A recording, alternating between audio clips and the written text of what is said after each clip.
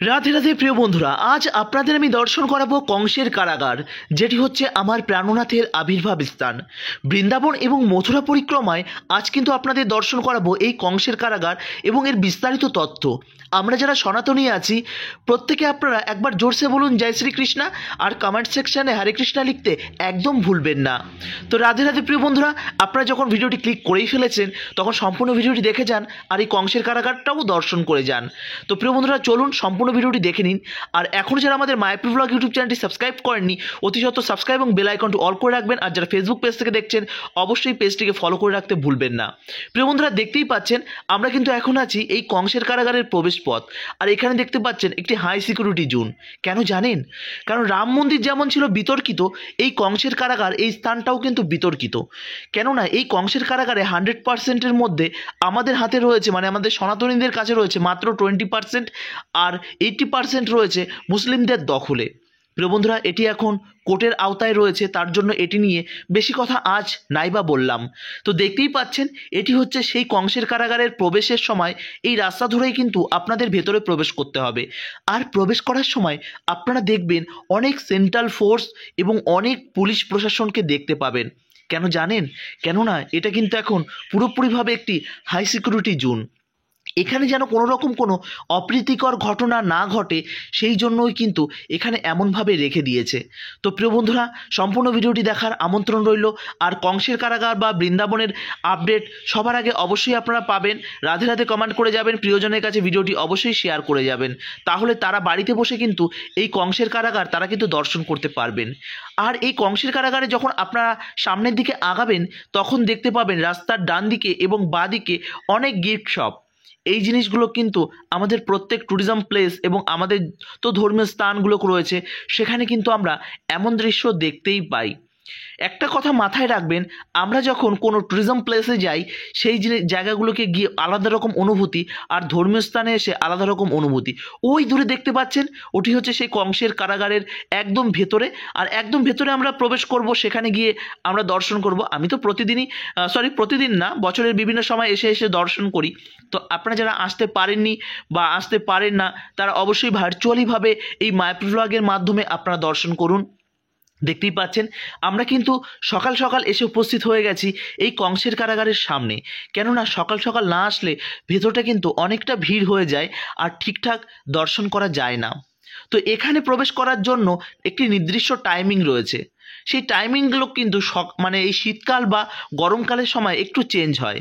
শীতকাল এবং গরমকালে কখন কখন টাইমিং আছে। আর ভেতরে প্রবেশ করতে গেলে কিন্তু আপনাকে কোনো রকম কোনো বড় ব্যাগ বা কোনো রকম কোনো মোবাইল ফোন বা ইত্যাদি ইলেকট্রনিক গ্যাজেট নিয়ে কিন্তু আপনারা ভেতরে প্রবেশ করতে পারবেন না। তো তার জন্য রয়েছে এখানে স্ট্রং রুম। তো সেই স্ট্রং রুমের মধ্যে কিন্তু আপনার গুরুত্বপূর্ণ জিনিসগুলো রেখে যেতে হবে। তো প্রিয় বন্ধুরা এটি হচ্ছে সেই কংসের কারাগারের সামনে। আর এই সামনে ভেতরটা দেখতেই পাচ্ছেন এখানে কিন্তু মেয়েদের প্রবেশ পথ এবং ছেলেদের প্রবেশ পথ আলাদা আলাদা আছে।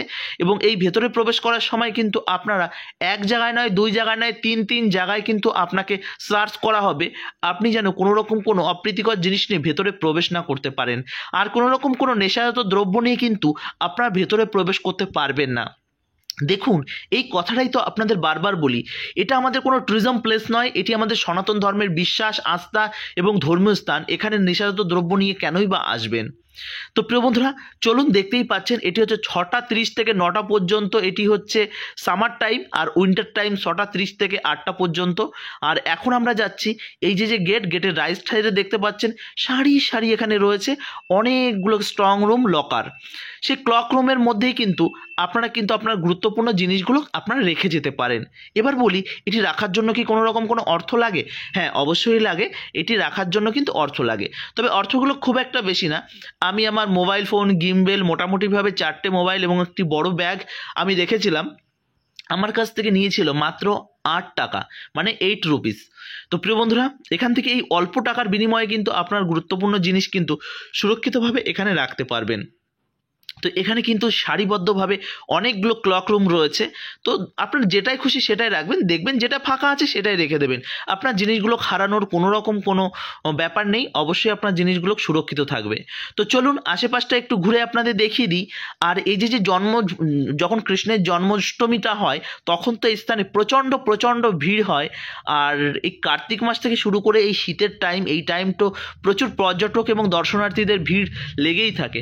আমি যখন এসেছি তখন বাজে, এই যে টাইমটা দেখছেন এটি কিন্তু একদম সকাল 7টার টাইমটা আপনাদের দেখাচ্ছি। এবার এখানে এসে অনেকেই ভেতরে প্রবেশ করার আগে আশেপাশ থেকে হালকা করে অনেক ব্রেকফাস্ট করে নেয়। তো আমি বলবো যে এর ভেতরে প্রবেশ করে যাবেন, ভেতরে প্রবেশ করে ফ্রিতে প্রসাদ এবং অনেক জায়গায় ওখানে ভেতরেই খাবারের জায়গা কিন্তু আপনারা পেয়ে যাবেন। তো বাইরে থেকেও আপনারা ট্রাই করতে পারেন, সেটা আপনার ব্যক্তিগত মত। আমি বলবো যে আমরা যেখানে যে উদ্দেশ্যে এসেছি সেই উদ্দেশ্যটা আগে পূরণ করা উচিত। তো আমরা যারা সনাতনী রয়েছি অলরেডি আমরা এখন দেখতে পাচ্ছি বাগেশ্বর ধামের যে মহারাজটি রয়েছেন তিনি কিন্তু এখন অলরেডি প্রচুর আন্দোলন করছেন এবং পদযাত্রা করছেন। তার জন্য আমাদের প্রত্যেক সনাতনীদের একত্রিত হয়ে আমরা ভাই ভাই কিন্তু এখন মিলেমিশে আমরা একত্রিত হয়ে আসার টাইম এসে গেছে। আমাদের মধ্যে কারোর মধ্যে কোনো দ্বন্দ্ব বা অশান্তি করা উচিত নয়। প্রিয় বন্ধুরা, দেখতেই পাচ্ছেন এটি হচ্ছে ঠিক তার প্রবেশপথ। আর প্রবেশপথে রয়েছে প্রহরী। আর এই যে যে স্থান, এই কংসের কারাগারে, জানেন তো এর সমস্ত লীলা তো আপনারা জানেনই। এই কংসের কারাগারের লীলা জানে না এমন কোনো সনাতনী নেই, কেননা আমরা সেই বাল্যকাল থেকে শুরু করে আজ পর্যন্ত এই কংসের কারাগারের ইতিহাস কিন্তু আমরা শুনেই এসেছি। তার জন্য নতুন করে আর বলার কোনো মানে জায়গাই থাকে না, কারণ প্রত্যেকেই আপনারা জানেন। তো আপনারা সতর্ক হন, সচেতন হন, যাতে পরবর্তীতে গিয়ে আমাদের সনাতন ধর্মের অবস্থা আমাদের পরবর্তী পার্শ্ববর্তী যে প্রতিবেশী দেশগুলো রয়েছে তাদের মতন না হয়। আমরা প্রত্যেকে সংঘবদ্ধ হয়ে যাতে আমরা থাকতে পারি। তো প্রিয় বন্ধুরা, দেখতেই পাচ্ছেন এই যে যে প্রবেশপথের ভেতরে প্রবেশ করব, একদম সামনে ক্যামেরা নিয়ে কিন্তু একদম অ্যালাউ নেই, কেননা আপনাদের বলেছি এই জায়গাটি কিন্তু হাই সিকিউরিটি জোন। কেন্দ্র সরকার এবং এখানকার ইউপি সরকার দ্বারা এখানে কিন্তু প্রচুর সিকিউরিটি রয়েছে, যাতে কোনো রকম কোনো অপ্রীতিকর ঘটনা না ঘটে। কেননা আমাদের কাছে এখন রয়েছে মাত্র 20%। আর একটু যদি এখানে প্রশাসনিকভাবে একটু যদি ঢিলাঢালা হয়ে যায় তাহলে হয়তো এই 20%ও আমরা হারিয়ে যাব।